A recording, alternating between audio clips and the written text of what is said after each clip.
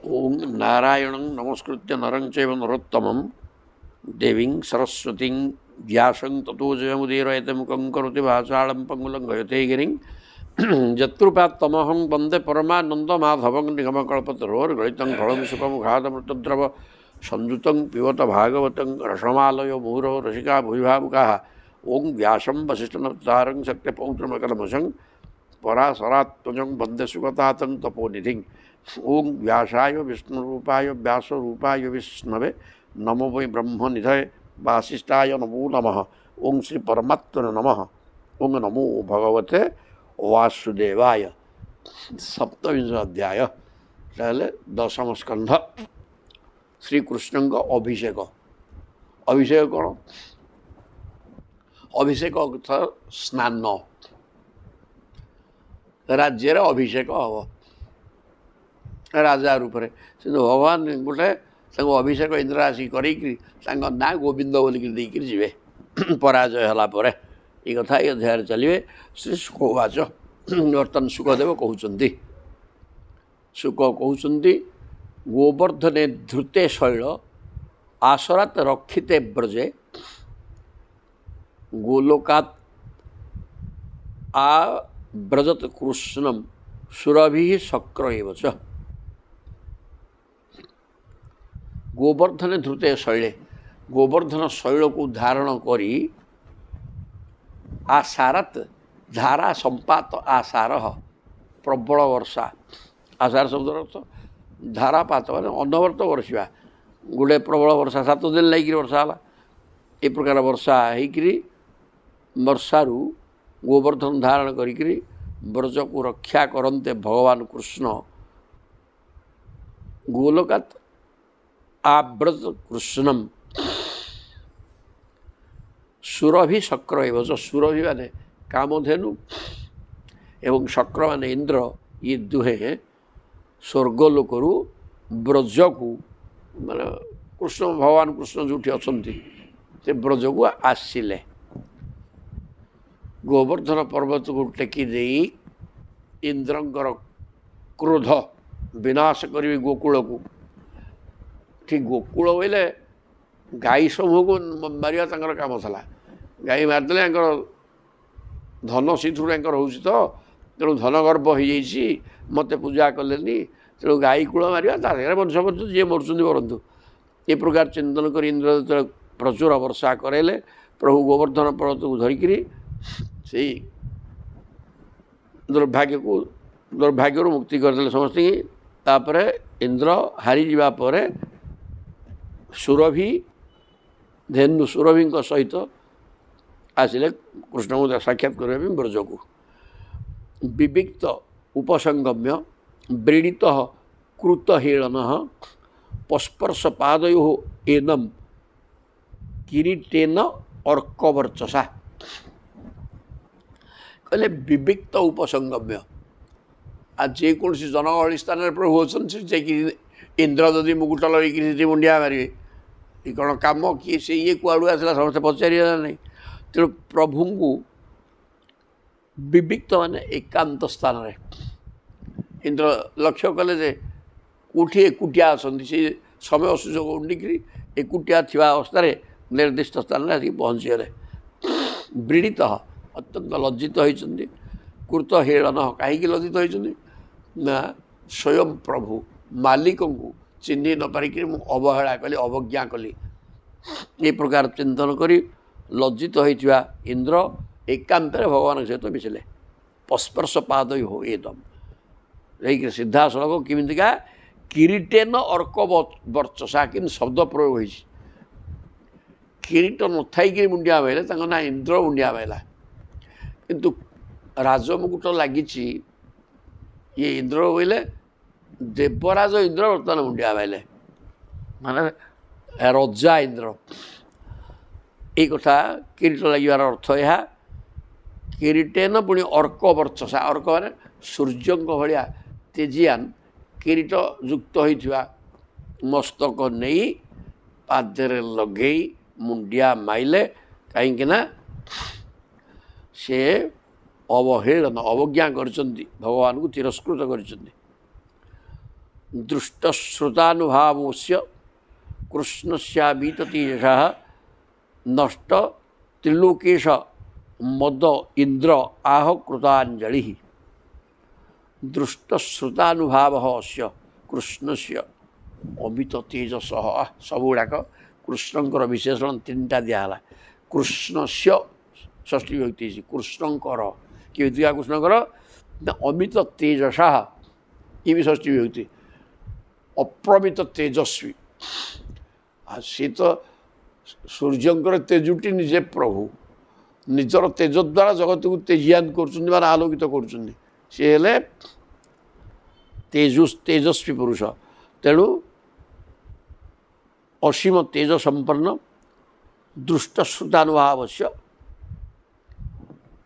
प्रभुंकर अलौकिक कथा इंद्र शुणी बर्तमान आखिरे भी देखिले गोटा केते कथा शुणी देखी ना किंतु बर्तमान आखिरे देखिले 7 दिन काल वज्र सह घोर पवन मुसलधार वृष्टि ताकू पर्वत टेकिदे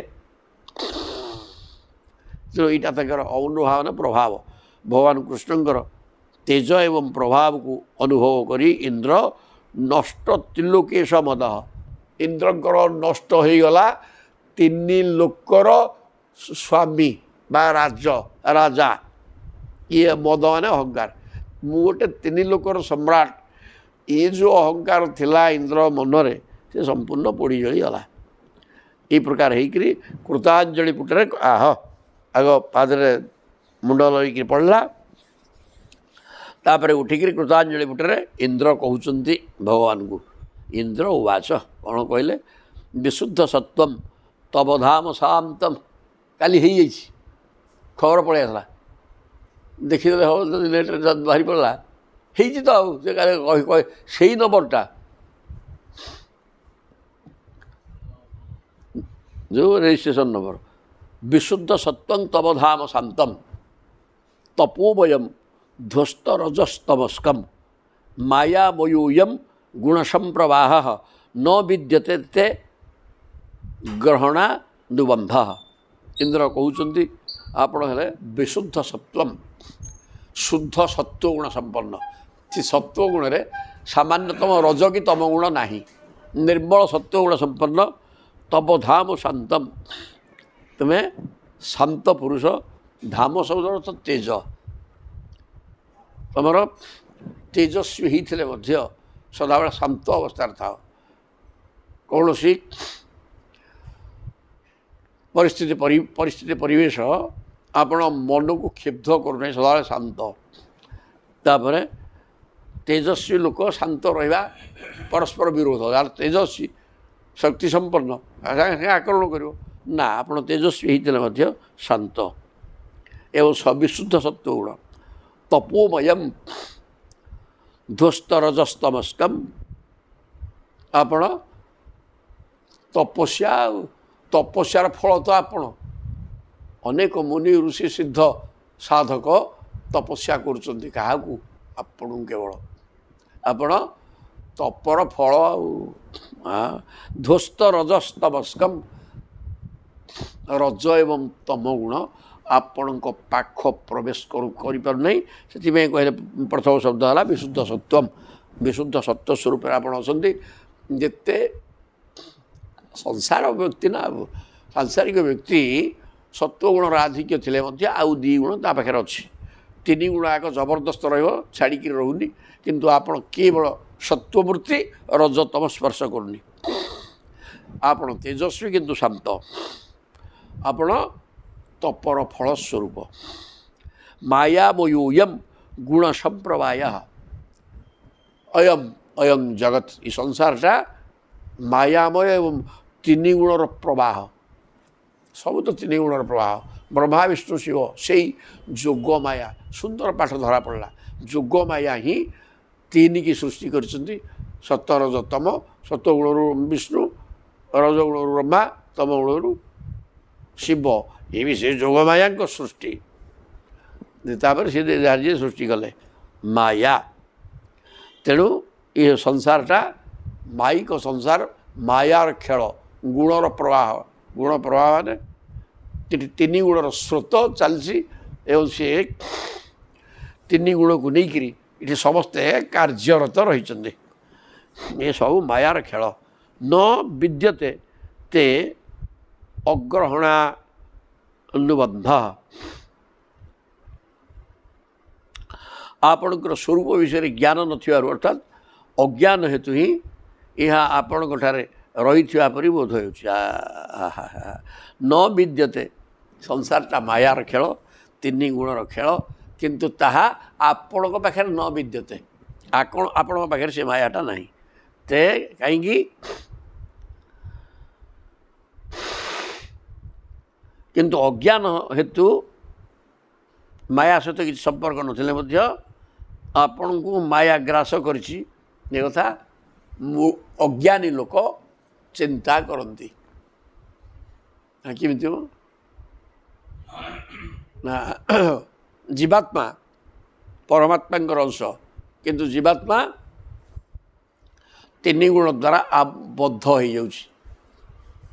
ଏଇଟା ଯେଉଁ ଆମେ ବୁଝୁଛେ ଏହା ଭୁଲ। ଏଇଟାକୁ ଏଥିପାଇଁ କୁହାହେଲା ଗୁଣ ଦ୍ୱାରା ଆବଦ୍ଧ ହୋଇଯାଉଛି। କିଏ? ଜୀବାତ୍ମା। ଜୀବାତ୍ମାଟା ପରମାତ୍ମାଙ୍କର ଅଂଶ, ସିଏ ବି ସିଏ ସଚିଦାନନ୍ଦମୟ, ସିଏ ବଦ୍ଧ ହେବାର ନାହିଁ। ତଥାପି ଆମେ ବଦ୍ଧ ବୋଲି ଭାବି ନେଉଛେ, କାରଣ ଅଜ୍ଞାନବଶତଃ।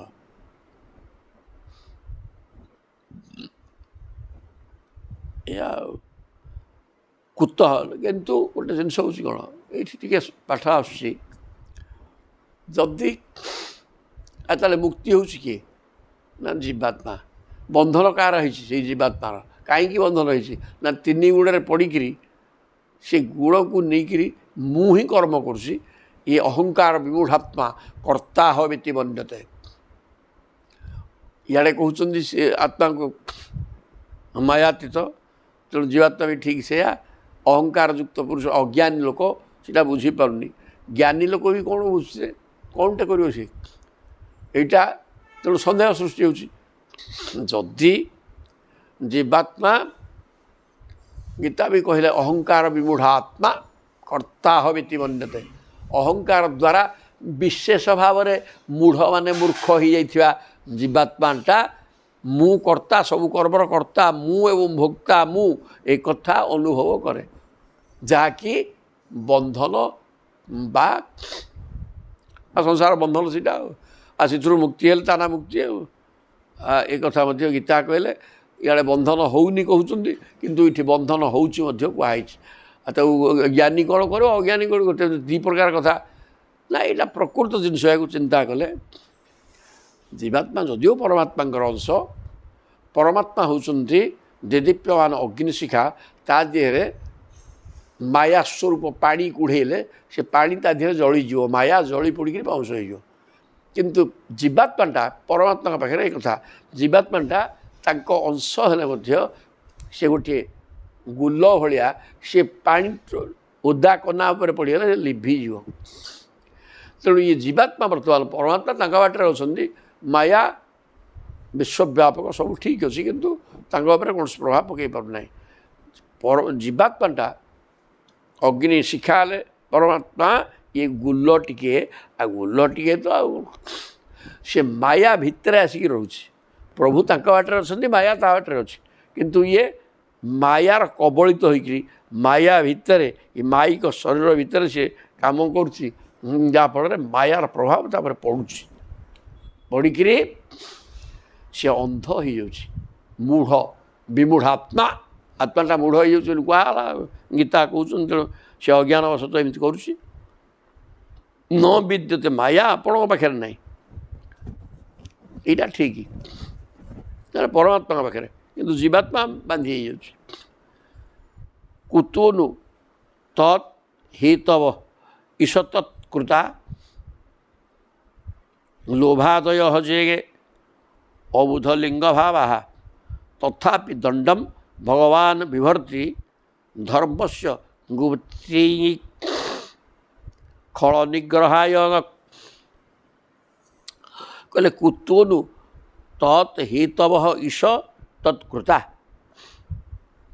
ତାହେଲେ ହେ ଈଶ, तत् हेतव ईश तत्कृता लोभादय जे अबुध लिंग भावा काम क्रोध लोभ मोह मद आश्चर्य युवा कहला अज्ञान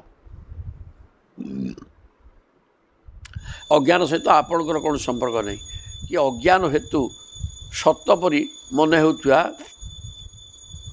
देहादि सहित आपणकर कौन संबंध नहीं अज्ञान सहित आपणकर संपर्क नहीं अज्ञान हेतु सतपरी लगुवा ये देह सहित भी आपणकर कौन संपर्क नहीं हे प्रभु ये सब दोष रहा तो अज्ञान लक्षण तथापि दंडम भगवान यहीपरि भाव जदि अज्ञान हो से जात होता जगत सहित आप कौन संबंध नहीं तथापि आपण अनेक समय दंडित होती किमिति ना धर्म से गुप्ते धर्म धर्म संस्थापनार्थाय संभवामी जुगे जुगे धर्मर सुरक्षा निमित्त आप निजे मूर्तिवान धर्म तेणु धर्मर सुरक्षा आप शरीर धारण करी दुर्जन मान को विनाश करवा धर्मर सुरक्षा लोक शिक्षा पाई संसार आसिक संसार पहुँच जाऊँ जहाँफल आपण दंडित होती दुख भोग अज्ञान आपण पाखे नहीं अज्ञान द्वारा सत बोली जना पड़ा शरीर संपर्क आपणकर नहीं तथापि आपण अनेक समय धर्मर सुरक्षा दुर्जनकर विनाश साधु सन्तर प्रतिष्ठा अवतार नहीं दंड भोगुंट पिता गुरुहुत्व जगतांगधीश पिता शब्द अर्थ कौन माने अहम प्रभु होती बीज प्रद पिता बीज को देथिबा पिता ही मंजी पोतिबा लोक तेणु ये जगतर पिता आपण कहीं जगत रूपक मंजी आपण ठारू बाहरी तेणु आपण होचन जगतर पिता गुरु मध्य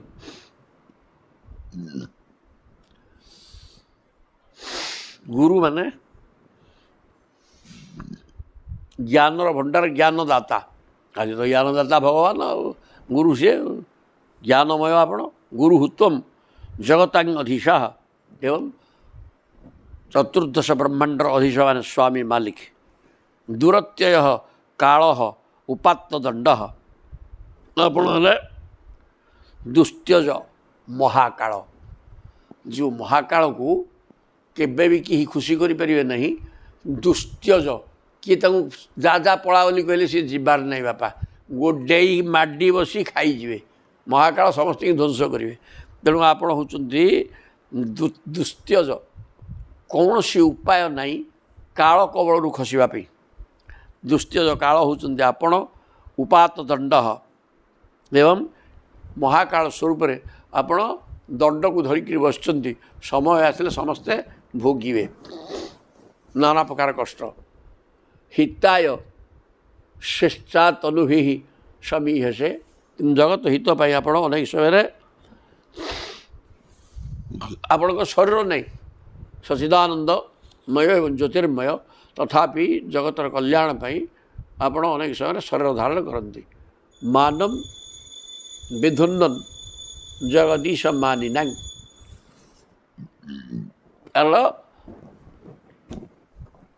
अभिमानी लोक गुड़ाकर बल धन अभिमान थिबा व्यक्ति मानकर अभिमान को ध्वस्त करने हे जगदीश आपण अवतार नियंती हिताय शिष्टा तनुभि इच्छाकृत शरीर अनेक आप जहाँ चाहिए से शरीर धरवे ए प्रकार कहले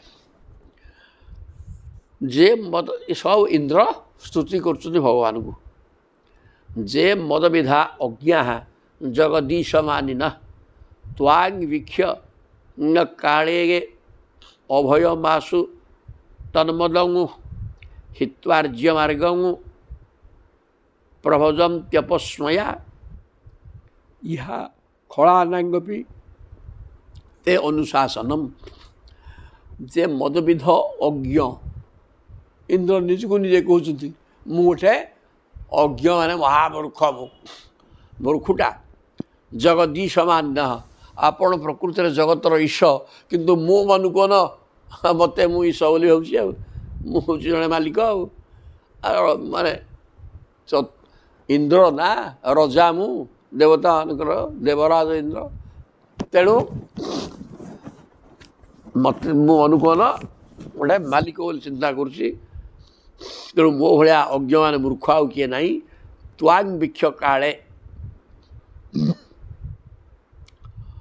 अभय मासु तन्मदम।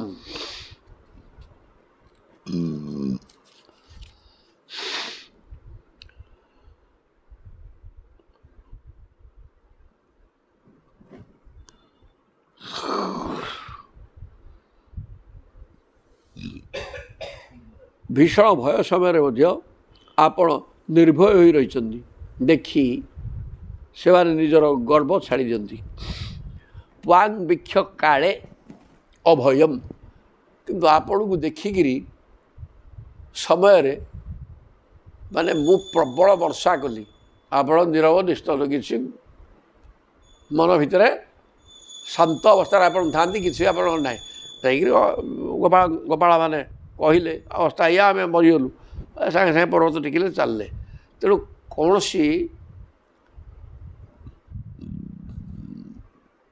बाधा विघ्न द्वारा भयभीत हबार पाठ आपण पाखे ना तेणु आपणकर पथर वर्षा हो प्रबल पवन वर्षा सब हो आपण विचलित होना ये कथा देखिकी अभयं आसु तन्मदम जी क्षति करने को आपणकर आसे सी आपणकर ये प्रकार शांत अवस्था देखी अभय कौन क्या भय भ्रांति ना कि मन भितर आपण क्षुब्ध हुंतनी ये अवस्था देखिकी तार अहंकार भांगी जाए बोले ये बाप रे बापा मु जो अवस्था रागिकी दंड देवाई आसी यांकर तो किसी विकार नहीं ये किसी चिंता करूना ताले यांक हाथ में मु मरबी मु कौन को मारि यही प्रकार अवस्था सृष्टि हुए तेणु मु गोटे अज्ञ अज्ञानी एवं मनु को न मु स्वामी बोली निजको मन करुच्ची किंतु आपण भयंकर परिस्थिति मध्य अविचलित अवस्था निर्भय अवस्था रोचुवा हेतु ताहा शत्रु को भय दे देखाए उल्टा शत्रु को भय देखाए कारण आपण अनिर्भय हो रही हित्वा आर्य मार्गम प्रभजम त्यपस्मय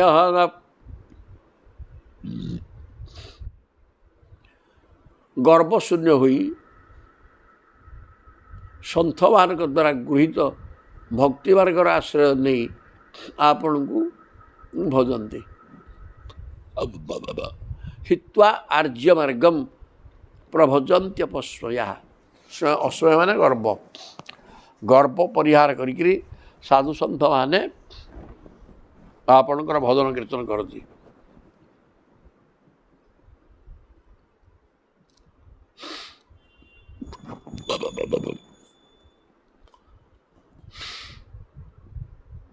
हे आर्य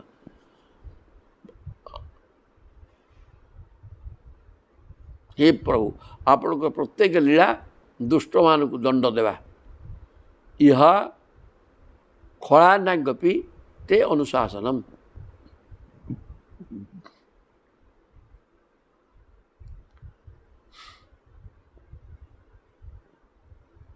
आपणकर प्रत्येक लीला जिते अवतार नहीं विभिन्न विभिन्न रूप जहाँ इच्छामय आप जो रूप दरकार से रूप होकर खेला लीला करती एवं ये लीला गुड़ा कहीं हुए ना खलानांग अनुशासनाय अनुशासनम दुर्जन मानक शासन करवा एवं सज्जन मानक पालन करवा एथिपाई आप अवतार नियंती मु गोटे मूर्ख इंद्र कहते मु मनु को मालिक चिंता कर इंद्र रजा इच्छे नहीं କିନ୍ତୁ ରଜା ହେଇଥିଲେ ମଧ୍ୟ ଆପଣଙ୍କ ପାଖରେ ଶତ୍ରୁତା କରି ମୁଁ ଯେତେବେଳେ ଦେଖିଲି ଆପଣ ନିର୍ଭୟ ଅବସ୍ଥାରେ ଅଛନ୍ତି ସେଟା ମୋତେ ମୁଁ ନିଜେ ଭୟଭୀତ ହେଲି। ଆପଣ ଭୟଙ୍କର ପରିସ୍ଥିତିରେ ମଧ୍ୟ ଅବିଚଳିତ ଅବସ୍ଥାରେ ରହନ୍ତି, ଫଳରେ ଆପଣଙ୍କ ଶତ୍ରୁ ଆପଣଙ୍କୁ ଭୟ କରେ। ଆରେ ମୁଁ ତ ଭୟଙ୍କର ଅବସ୍ଥା ସୃଷ୍ଟି କରିବାକୁ ଆସିଛି, କଲି ମଧ୍ୟ, ଆଉ ଇଏ ତ ବିଚଳିତ ହେଉନାହାନ୍ତି, ୟାଙ୍କର କ'ଣ ହେବ? ତେଣୁ ସେ ତାର ସେ ଭୟ କରିଯାଏ। ଏବଂ ଆପଣ ଅହଙ୍କାର ରହିତ ହୋଇକରି ଯେଉଁମାନେ ଭାବ ଭକ୍ତି ଶ୍ରଦ୍ଧାର ସହ ଆପଣଙ୍କୁ ଭଜନ କରନ୍ତି ସେମାନଙ୍କର ସୁରକ୍ଷା ଏବଂ ଦୁର୍ଜନମାନଙ୍କର ବିନାଶ ନିମିତ୍ତ ଆପଣ ବିଭିନ୍ନ ସମୟରେ ବିଭିନ୍ନ ରୂପ ନିଅନ୍ତି, ଏକଥା ବତେଇଦେଲେ। ସତ୍ୱം ମମ ଐଶ୍ୱର୍ଯ୍ୟ ମଦପ୍ଲୁତସ୍ୟ କୃତାଗଶସ୍ତେ ଅବିଦୁଷଃ ପ୍ରଭାବମ୍ କ୍ଷନ୍ତୁଂ ପ୍ରଭୁ ଅରହସିଂ ଅଥାରହସି ମୂଢ଼ଚେତସଃ ମୈବଂ ପୁନର୍ଭୂମୁ ଭୂୟତୁ ମତି ଈଶ ମେ ଅସତି।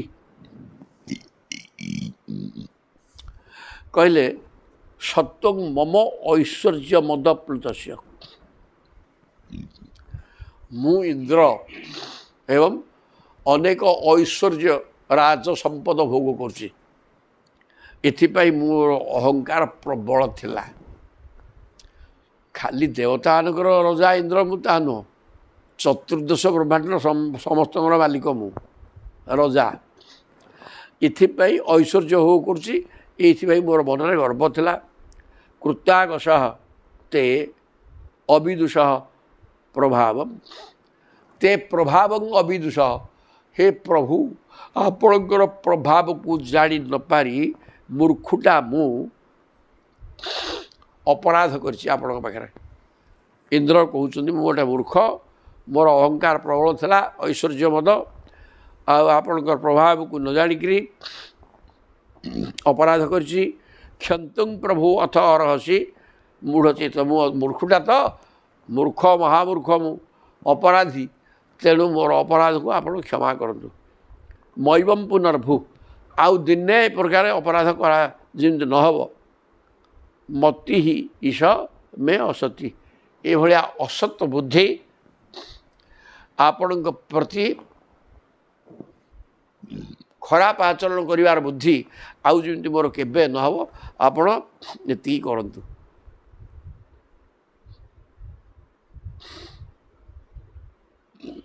ଏତିକି ମୋତେ କୃପା କରନ୍ତୁ, ଆଉ ଦିନେ ଏ ପ୍ରକାର ମୋର ଦୁର୍ବୁଦ୍ଧି ଆସିବନି। ସତ୍ୱଂ ମମ ଐଶ୍ୱର୍ଯ୍ୟ ସତୀ ତବା ବତାରୋ ୟଂ ଅଧୋକ୍ଷଜେହ ସ୍ୱୟଂ ଭରାଣାଂ ଉରୁଭାବ ଜନ୍ମନାଂ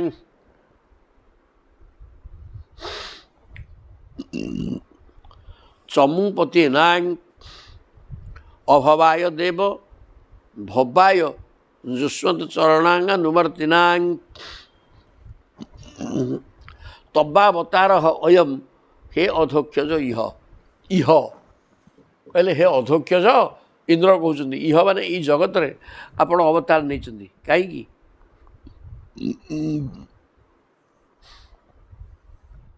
ସ୍ୱୟଂ ଭରାଣାଂ ଉରୁଭାବ ଜନ୍ମନାଂ,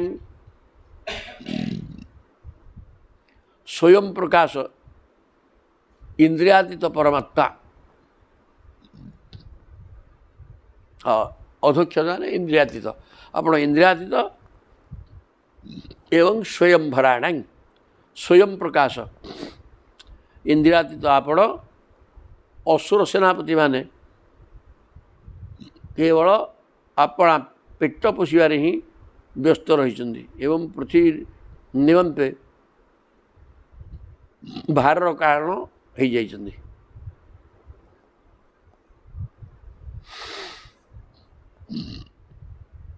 ଚମୁପତିନାଂ ଅଭବାୟ ଦେବ, କହିଲେ ହେ ଦେବ, ହେ ପ୍ରଭୁ, ଏ ଅସୁର ସେନାପତି ଗୁଡ଼ାକ କେବଳ ଆପଣ ପେଟ ପୋଷିବା ପାଇଁ ବ୍ୟସ୍ତ ହେଉଛନ୍ତି, ପୃଥିବୀ ନିମନ୍ତେ ଭାର ହୋଇଯାଇଛନ୍ତି। ସେମାନଙ୍କୁ ବଦ୍ଧ କରି ମୋକ୍ଷ ଦେବା ଆପଣଙ୍କର ମୋକ୍ଷ ଦେବା ନିମନ୍ତେ ଏବଂ ଆପଣଙ୍କର ଚରଣର ସେବକ ଆପଣଙ୍କର ଭକ୍ତଜନ ସେମାନଙ୍କୁ ରକ୍ଷା କରିବା ନିମନ୍ତେ ଆପଣଙ୍କର ଅବତାର। ଆପଣ ଅବତାର କାହିଁକି ନିଅନ୍ତି? ତବାବତାର ଅୟଂ ଅଧୋକ୍ଷଜ। ଆପଣ ହେଲେ ଇନ୍ଦ୍ରିୟାତୀତ ଏବଂ ସ୍ୱୟଂ ପ୍ରକାଶ। ଆପଣ ଏଇଠି ଅବତାର ଇନ୍ଦ୍ରିୟାତୀତ ଆଗକୁ ଦିଶନ୍ତିନି, ଅବ୍ୟକ୍ତ ଅବସ୍ଥାରେ ଥାନ୍ତି ଏବଂ ସ୍ୱୟଂ ପ୍ରକାଶ ଆଉ ନିଜେ ହିଁ ପ୍ରକାଶମୟ ଶରୀର ଆଲୋକ ଜ୍ୟୋତି ସ୍ୱରୂପ ସ୍ୱୟଂ ଭରାଣାଂ ଉରୁଭାବ ଜନ୍ମନାଂ। ତଥାପି ଆପଣ ଅବତାର ନିଅନ୍ତି କାହିଁକି ନା ଏ ଯେଉଁ ରାକ୍ଷସ ସେନାପତିମାନେ କେବଳ ପେଟ ପୋଷିବା ପାଇଁ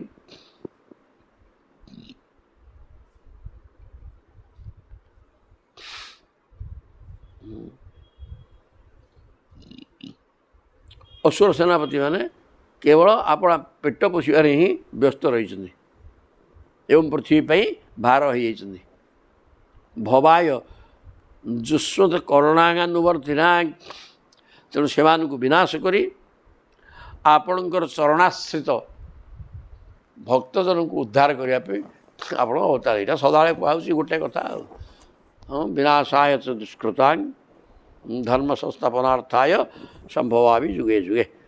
ତେଣୁ ଇନ୍ଦ୍ର ଏ କଥା କହିକି ସ୍ତୁତି କଲେ ପ୍ରଭୁଙ୍କୁ। ନମସ୍ତୁଭ୍ୟଂ ଭଗବତେ ପୁରୁଷାୟ ମହାତ୍ମନେ ବାସୁଦେବାୟ କୃଷ୍ଣାୟ ସାତ୍ୱତାଂ ପତୟେ ନମଃ। ଆପଣଙ୍କୁ ନମସ୍କାର। କେମିତିକା ନା ହେ ଭଗବାନ, ଭଗବାନ ଐଶ୍ୱର୍ଯ୍ୟସ୍ୟ ସମଗ୍ରସ୍ୟ ଧର୍ମସ୍ୟ ଯଶସ୍ୟ ଶ୍ରିୟଃ ଜ୍ଞାନ ବୈରାଗ୍ୟଶ୍ଚୈବ ଷଡ଼୍ଣାଂ ଭଗ ଇତି ଶ୍ରୁତଃ। ଏ ଛଅଟାକୁ ଭଗ କୁହାଯିବ।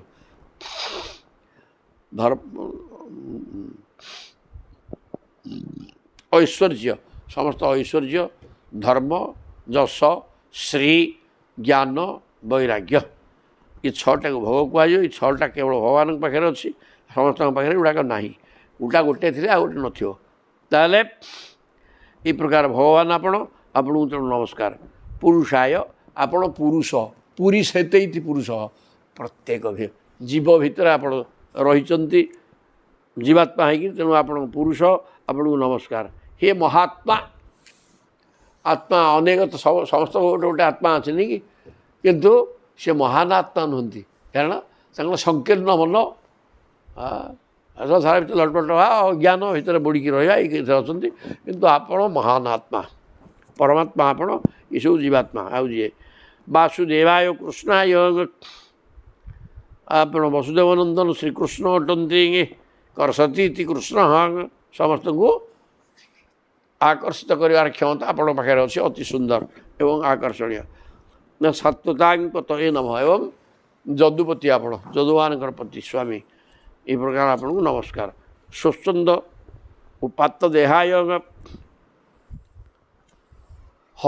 ଏଠି ଯିଏ ଦେହ ପାଇନାହାନ୍ତି ସିଏ ରଜବୀର୍ଯ୍ୟର ସମ୍ପର୍କରୁ ସବୁ ପାଇଛନ୍ତି ଦେହ।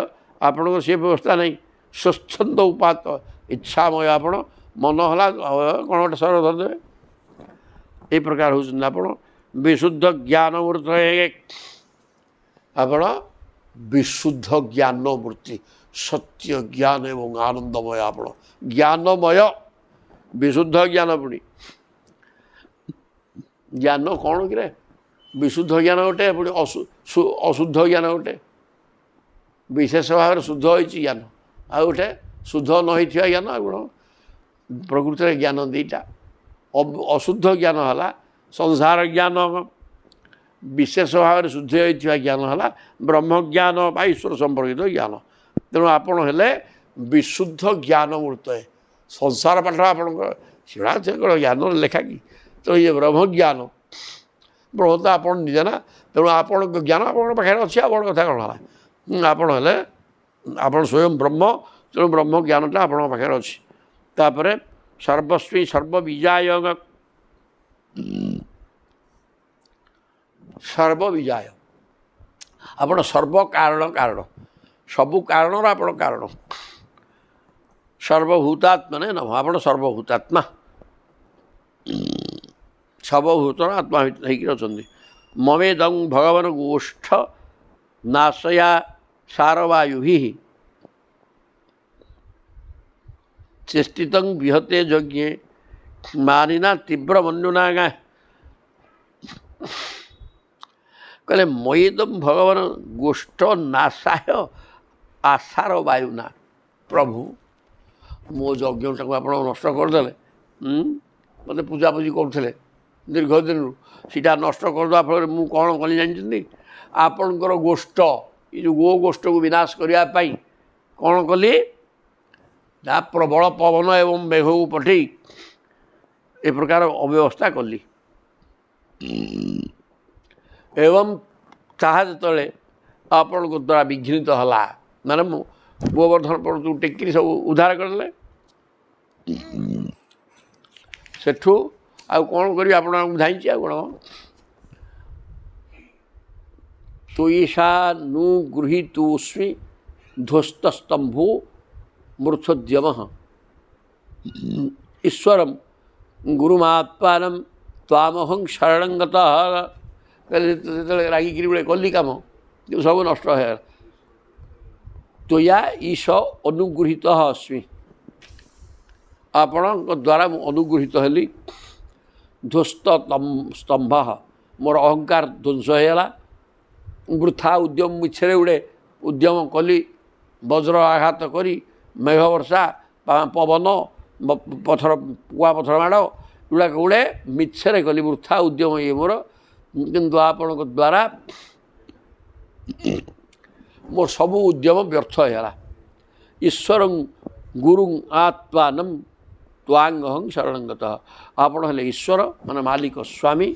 ଇଆଡ଼େ ଜଗତର ଗୁରୁ, କୃଷ୍ଣଂ ବନ୍ଦେ ଜଗତ ଗୁରୁଂ। ଜଗତର ଗୁରୁ ମାନେ ସମସ୍ତ ବ୍ରହ୍ମଜ୍ଞାନ ଆପଣଙ୍କ ପାଖରେ ଅଛି।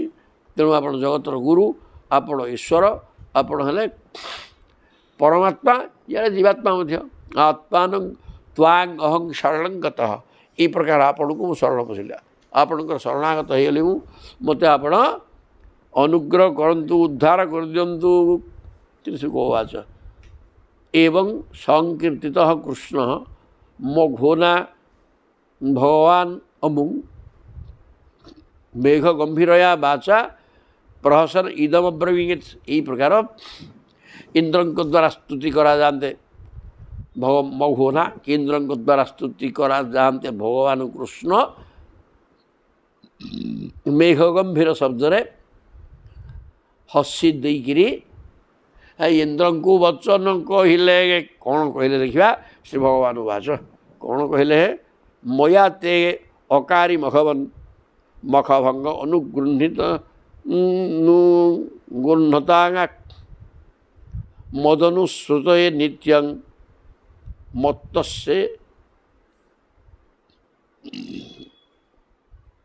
ମତ୍ତସ୍ୟ ଇନ୍ଦ୍ରଶ୍ରିୟା ଭୃଜଂ।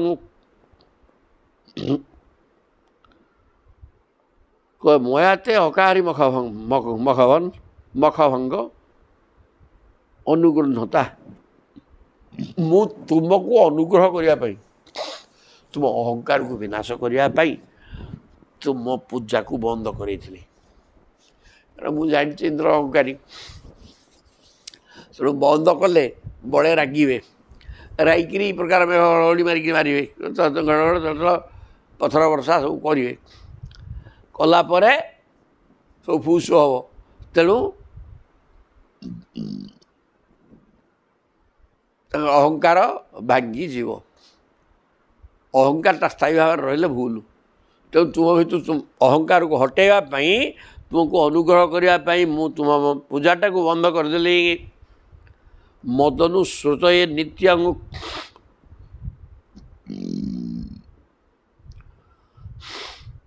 ଦେବରାଜ ଇନ୍ଦ୍ର ଭଗବାନ ଶ୍ରୀକୃଷ୍ଣଙ୍କୁ ଏପରି ସ୍ତୁତି କଲେ ଗଲେ। ସେଥିପାଇଁ ତୁମ ଉପରେ ଅନୁଗ୍ରହ କରି ମୁଁ ତୁମ ଯଜ୍ଞ ବନ୍ଦ କଲି। ମୁଁ ଜାଣିଥିଲି ଯେ ଏହା ଫଳରେ ତୁମେ ମୋତେ ନିତ୍ୟ ନିରନ୍ତର ସ୍ମରଣ କରିବ। ମଦନୁସୃତ ଏ ନିତ୍ୟମ୍ ପ୍ରତିନିତ୍ୟ ମୋତେ ସ୍ମରଣ କରିବ ତୁମେ ଏଇ ଲକ୍ଷ୍ୟରେ ତୁମର ଅହଙ୍କାର ଦୂର କରିବା ପାଇଁ ଏବଂ ନିତ୍ୟ ସବୁଦିନ ମୋତେ ତୁମେ ସ୍ମରଣ କରିବା ପାଇଁ ମୁଁ ତୁମ ପୂଜାକୁ ବନ୍ଦ କରିଦେଇଥିଲି। ମତ୍ତସ୍ୟ ଇନ୍ଦ୍ରଶ୍ରିୟାଭୃଜମ୍ ତୁମେ ମୋତେ ନିତ୍ୟ ଯନ୍ତ୍ର ସ୍ମରଣ କରିବ ଏ କଥା ବତେଇଦେଲେ।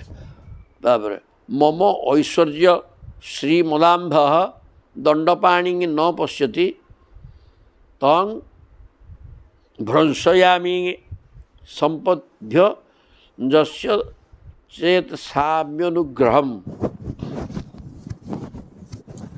ମମ ଐଶ୍ୱର୍ଯ୍ୟ ଶ୍ରୀମଦାମ୍ଭ ଦଣ୍ଡପାଣି ନ ପଶ୍ୟତି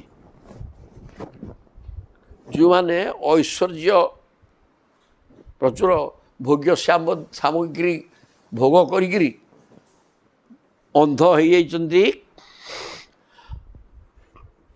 ଅହଙ୍କାର ବଶତଃ ଅନ୍ଧ ହେଇଯାଇଛନ୍ତି, ତାଙ୍କୁ ଦଣ୍ଡ ଦେବା ପାଇଁ ମୁଁ ପ୍ରସ୍ତୁତ।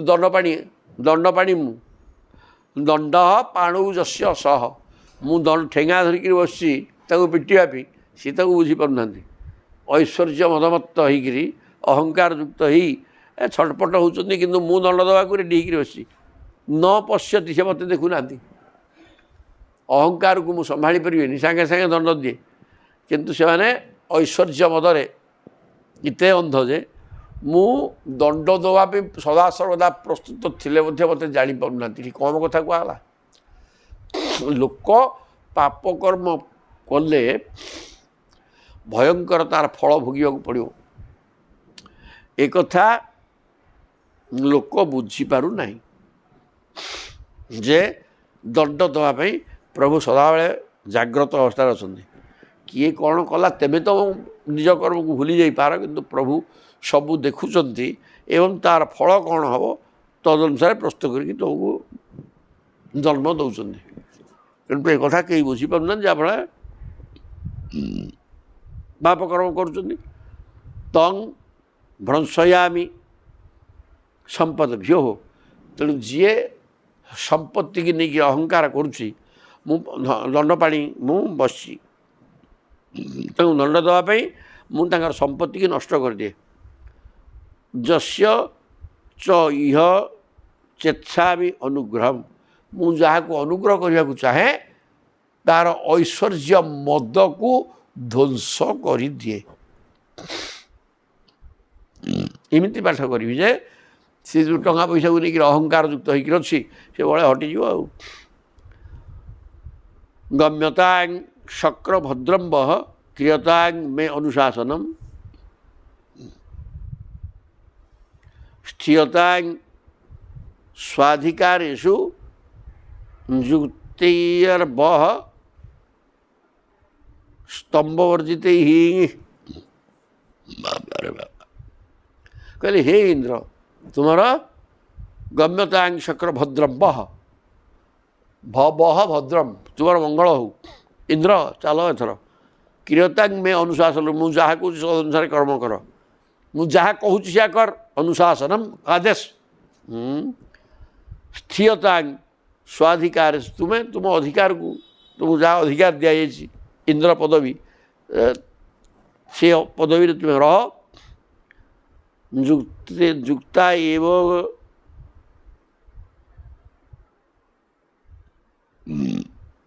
ଯୁକ୍ତୈବ ଯୁକ୍ତୈଃ স্তম্ভবর্জিতୈଃ।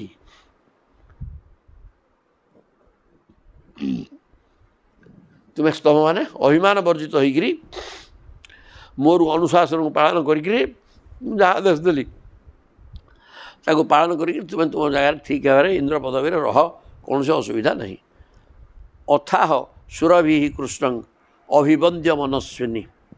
ଏହାପରେ ସୁରଭି ମାନେ କାମଧେନୁ କୃଷ୍ଣଙ୍କୁ ବନ୍ଦନା କରି କହୁଛନ୍ତି, ସୋ ସନ୍ତାନି ହିଁ ଉପାମନ୍ତ୍ର୍ୟ ଗୋପ ରୂପିଣ ଈଶ୍ୱରଂ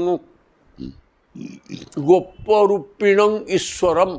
ଗୋପ ରୂପକୁ ଗୋପ ବୋଇଲେ କ'ଣ କିରେ, ଗାଈ ପାଳନ କରୁଥିବା, ଗୋପାଳନ କରୁଥିବା ନା ଗଉଡ଼। ଗୌଡ଼ ରୂପକୁ ଧାରଣ କରିଥିବା ସ୍ୱୟଂ ଭଗବାନଙ୍କୁ ଈଶ୍ୱରମ ସୁସନ୍ତାନୀ ହିଁ ଉପାମନ୍ତ୍ରୀୟ କାମଧେନୁ ଡାକିଲେ ନିଜ ସନ୍ତାନମାନଙ୍କୁ ମାନେ ଗାଈମାନଙ୍କୁ ଡାକିଲେ ଡାକିଲେ କ'ଣ କଲେ ସୁରଭି ଉବାଚ ଗାଈମାନଙ୍କୁ କ'ଣ କହିଲେ କୃଷ୍ଣ କୃଷ୍ଣ ମହାଯୋଗିନ୍ ବିଶ୍ୱାତ୍ମନ ବିଶ୍ୱସମ୍ଭବ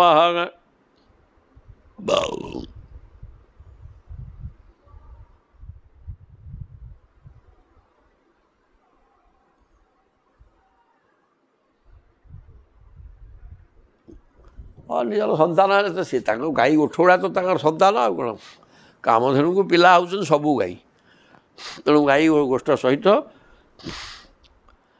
ଗୋପାଳ ଚୂଡ଼ାମଣି ଭଗବାନ କୃଷ୍ଣଙ୍କୁ ବନ୍ଦନା କଲେ ସୁରଭି ହେ କୃଷ୍ଣ ହେ ମହାଯୋଗୀ ହେ ବିଶ୍ୱତ୍ମା ହେ ବିଶ୍ୱ ସମ୍ଭବ ସମ୍ଭବ ମାନେ ସୃଷ୍ଟି ସମଗ୍ର ବିଶ୍ୱର ସ୍ରଷ୍ଟା ଭବତାଗ ଲୋକନାଥେନ ଆପଣ ହିଁ ଚତୁର୍ଦ୍ଦଶ ବ୍ରହ୍ମାଣ୍ଡ ଲୋକର ନାଥ ଆପଣ ସ୍ୱାମୀ ମାଲିକ ସନାଥ ବୟମଚ୍ୟୁତ ତେଣୁ ଆପଣଙ୍କୁ ପାଇକିରି ଆମେ ସନାଥ ହେଇଛୁ ଆପଣ ନଥିଲେ ଆମେ ଅନାଥ ହେଇଯାଆନ୍ତୁ ଏ କଥା ସୁରଭି କହିଲେ ତ୍ୱଂ ନ ପରମକଂ ଦୈବଂ ତ୍ୱଂ ନ ଇନ୍ଦ୍ରୋ ଜଗତପତେ ଭବାୟ ଭବ ଗୋ ବିପ୍ର ଦେବାନାଂ ଯେ ତ ସାଧବ କହିଲେ ହେ ଜଗନ୍ନାଥ ଆପଣ ଆମର ପରମ ପୂଜନୀୟ ଆରାଧ୍ୟ ଦେବତା ତ୍ୱଂ ନଃ ପରମକଃ ଦୈବମ୍ ପରମ ଦେବତା ସର୍ବଶ୍ରେଷ୍ଠ ଦେବତା ତୁମେ ଆପଣ ତ୍ୱଂ ନଃ ଇନ୍ଦ୍ର ଜଗତପତେ ହେ ଜଗତପତି ଚତୁର୍ଦ୍ଦଶ ବ୍ରହ୍ମାଣ୍ଡର ମାଲିକ ସ୍ୱାମୀ ସ୍ରଷ୍ଟା ସବୁ ତ ଆଉ ତେଣୁ ହେ ଜଗତପତି ଆପଣ ହିଁ ଇନ୍ଦ୍ର ମୋତେ ଗୋଟେ ଭିତରେ ଇନ୍ଦ୍ର ପଦ ଆପଣ ଦେଇଛନ୍ତି ଆଉ ମୁଁ କିନ୍ତୁ କିଛି ଇନ୍ଦ୍ର ଭିତରେ ସବୁ ଆପଣ ଭବାୟ ଭବ ଗୋ ବିପ୍ରଦେବା ନାଇଁ ଆପଣ ଗାଈ ବ୍ରାହ୍ମଣ ଏବଂ ଦେବତାମାନଙ୍କର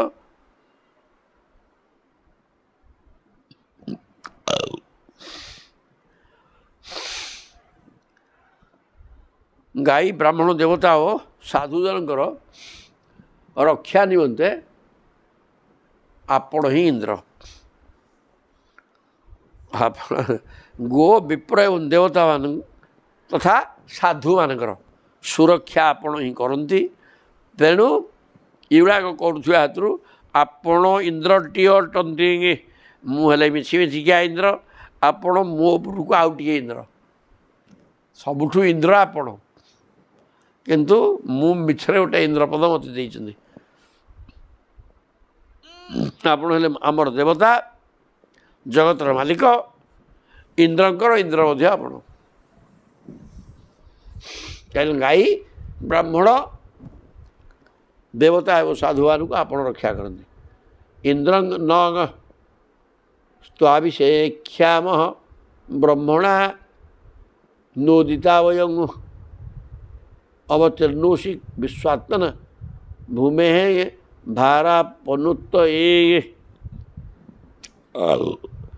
କହିଲେ ବ୍ରହ୍ମାଙ୍କର ନିର୍ଦ୍ଦେଶ କ୍ରମେ ଆମେ ଆସିଛୁ ଆପଣଙ୍କୁ ଇନ୍ଦ୍ର ପଦରେ ଅଭିଷେକ କରିବା ପାଇଁ ବ୍ରହ୍ମା କହିଛନ୍ତି ଆଚ୍ଛା କଥା କହିଲେ ଇନ୍ଦ୍ରମ୍ ନହସ୍ତୁ ଅଭିଷେକ୍ଷ୍ୟାମହ ମାନେ ଅଭିଷେକ କରିବୁ ଇନ୍ଦ୍ର ପଦରେ କେମିତି ମନକୁ ନା ନାଇଁ ବ୍ରହ୍ମଣା ନୋଦିତା ବୟମ୍ ବ୍ରହ୍ମା ଆମକୁ କହିଛନ୍ତି ପ୍ରେରଣା ଦେଇଛନ୍ତି ତୁମେ ଯାଇକିରି ପ୍ରଭୁଙ୍କୁ ଇନ୍ଦ୍ର ପଦରେ ଭୂଷିତ କରିଦିଅ ଆଉ ଆମେ କ'ଣ କରିବୁ ଅବତୀର୍ଣ୍ଣୋଷି ବିଶ୍ୱାତ୍ମା ଆପଣ ହେଲେ ବିଶ୍ୱାତ୍ମା ଆପଣ ଅବତାର ନେଇଛନ୍ତି କୃଷ୍ଣ ରୂପରେ ଭୂମେ ଭାରାପନୁତ ଏ ପୃଥିବୀ ଦୁର୍ଜନମାନଙ୍କ ଦ୍ୱାରା ଭାରାକ୍ରାନ୍ତ ହୋଇଯାଇଛନ୍ତି ସେ ଭାରକୁ ଅପନୋଦନ କରିବା ପାଇଁ ଉଡ଼େଇ ଦେବା ପାଇଁ ଆପଣ ଅବତାର ହେଇଛନ୍ତି ତେଣୁ ବ୍ରହ୍ମା ପଠେଇଲେ ତୁମେ ଯାଇକି ତାଙ୍କୁ ଇନ୍ଦ୍ର ପଦରେ ଅଳଙ୍କୃତ କର ଅଭିଷେକ କରାଇଦିଅ ଶୁକୋବାଚ ଏବଂ କୃଷ୍ଣଙ୍କ ଉପାମନ୍ତ୍ର୍ୟ ସୁରଭି ପୟସା ଆତ୍ମନଃ ଜଳୈଃ ଆକାଶଗଙ୍ଗାୟା ଐରାବତ କର ଧୃତୈଃ यही प्रकार कृष्ण को कहीकि किए माँ गोमाता सुरभि निजर पयसा आत्मन पयसा निजर क्षीर द्वारा अभिषेक करेले जल क्षीर क्षीर एवं ऐरावत जल ही आकाश गंगा यहाँ ऐरावतर धृते ही ऐरावतर सुंडरे आकाश गंगार पानी वर्षा है इे निजे सुरभि कौन क्षीर प्रभु को स्नान करे इंद्रपद देले इंद्र सुरर्षि साकं नोदित देवमातृभि अभ्यसिंचत सिंचत दासारह गोविंद इति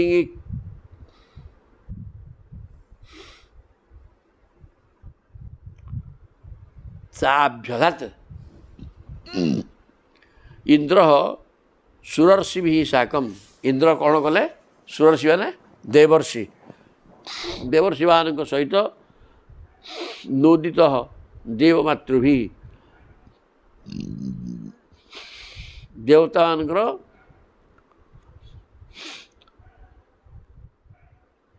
गोविंद नाम नामित कले भगवान श्रीकृष्ण को यहीपरि कही कामधेनु निजर क्षीर प्रभु को अभिषेक कले एवं देवमाता मानक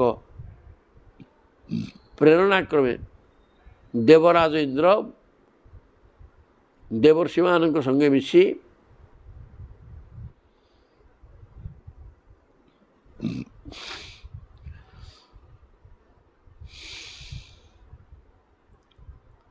इंद्र देवर्षि मान संगे मिसिकी ऐरावत द्वारा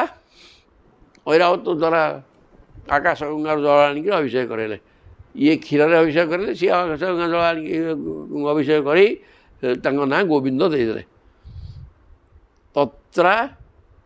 तत्र आगता तुम्बुरु नारदादय कौ देवर्षि मैंने थे अभिषेक करने ना तुम्बुरु नारद प्रभृति देवर्षि गंधर्व विद्याधर सिद्धचारण हाँ गंधर्व विद्याधर सिद्धचारण ये सब देवजोनि जगु जश लोकमलापहम हरे हे से आसिक गीत बोले प्रभुंर निर्मल दशगान कले किए गंधर्व गंधर्व बाद्य बजे गीत बोले सब कम सिद्ध विद्याधर चारण माने गीत बोले सुरांगना हाँ सन्न नृतु मुदान्विता देवांगना माने नाट्य कले यही प्रकार अवस्था से सृष्टि है भगवान अभिषेक कराला गोविंद नाम चलला तापर तंग तुष्टुभु देव निकाय केतव हंग व्यवाकिरण चादभूत पुष्पवृष्टि भी लोका परम निवृत्ति माप्नुवन त्रय गावो तदा गांग अनयन पयोद्रुतांग तंग तुष्टुभु देव निकाय केतन केतव तीन लोकर परमानंदर बन्या आसीगला एवं गाई मान पन्नारू आपे आपे दुग्ध क्षरण है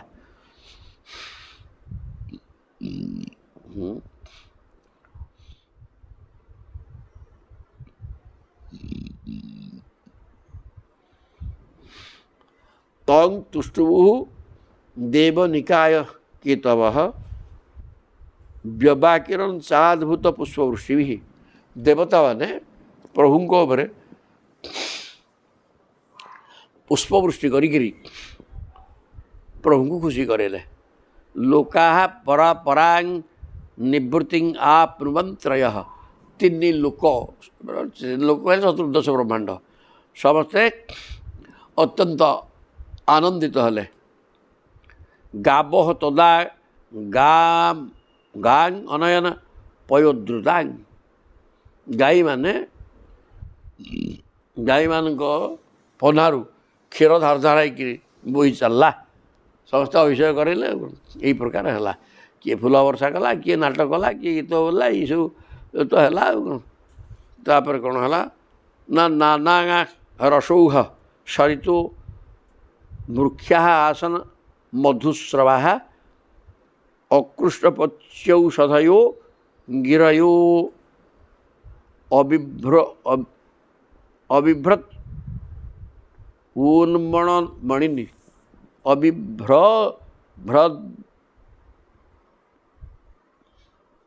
अबिभ्रत उन्मणमणिनि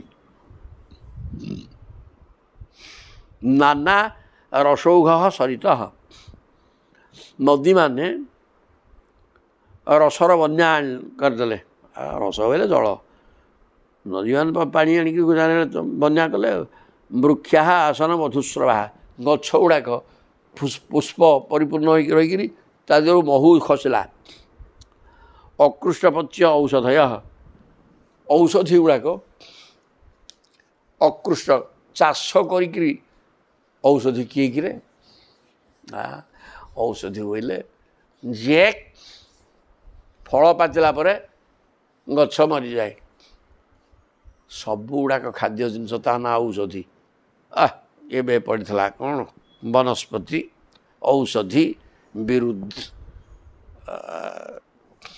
द्रुम वनस्पति माने कौन कि ना जो थे फूल न हो फल हुए के बर ओस्त डिबेरी पणस इत्यादि औषधि है युड़ाक कदली गोटे कांदी आसला हम गला धान पाचिगले शेष युड़ाक औषधि धान मुग बिरी गहम सब मांडिया सब तो गोटे पाठ ये सब खाद्य द्रव्य ता ना औषधि ताले ये कुआड़े पड़ा औषधि कथा कहले हाँ कहले कौन है अकृष्टपच्य औषधय तेणु ये जो औषध जिनस खाद्यपेय सब बिना चाषे तार से खाद्य चलला कारण इंद्र रक्षा करने कथा तो जगत को प्रभु होगले इंद्र गिरय अविभ्रत उन्मणिने पर्वत माने